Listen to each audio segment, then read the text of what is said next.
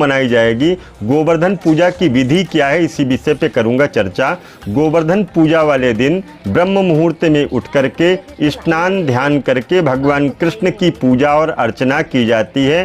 साथ ही दोपहर के समय घर के आंगन में गोवर्धन महाराज की प्रतिमा बनाई जाती है। गोवर्धन महाराज के साथ में बछड़े, गाय और व्रज आदि की भी प्रतिमा बनाई जाती है। इसके बाद में प्रतिमा को फूल है, खील है, इससे सजाया जाता है।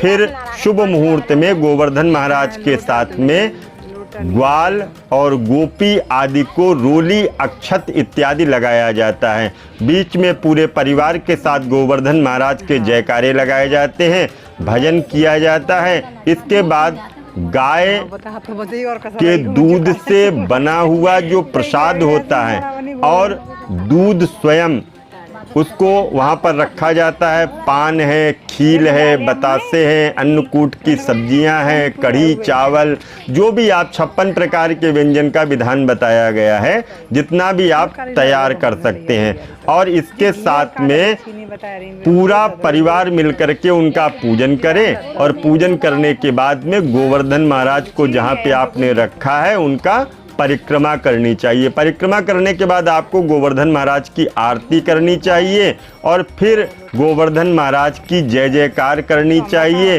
और बड़ों का आशीर्वाद आपको उनके चरणों को छू करके लेना चाहिए। इस तरह से आप अपने घर पर गिरिराज गोवर्धन की पूजा कर सकते हैं। और गोवर्धन बनाने के लिए गाय के गोबर का प्रयोग किया जाता है। तो गाय के गोबर से गोवर्धन को बना करके उनका पूजन करिएगा और पूजन करने के बाद में बड़ों से आशीर्वाद लीजिएगा। इस तरह से आप अपने घर पर गिरिराज गोवर्धन का पूजन करिएगा। आपके जीवन में मंगल हो, आनंद हो। अगर चाहते हैं किसी भी तरह का कोई पूजा पाठ, यज्ञ अनुष्ठान, तो संपर्क करिएगा।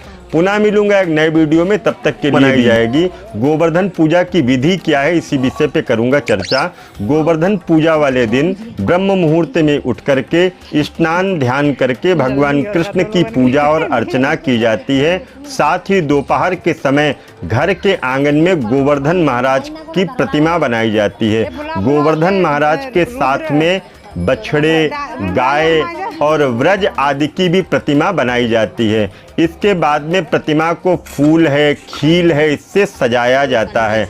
फिर शुभ मुहूर्त में गोवर्धन महाराज के साथ में ग्वाल और गोपी आदि को रोली, अक्षत इत्यादि लगाया जाता है।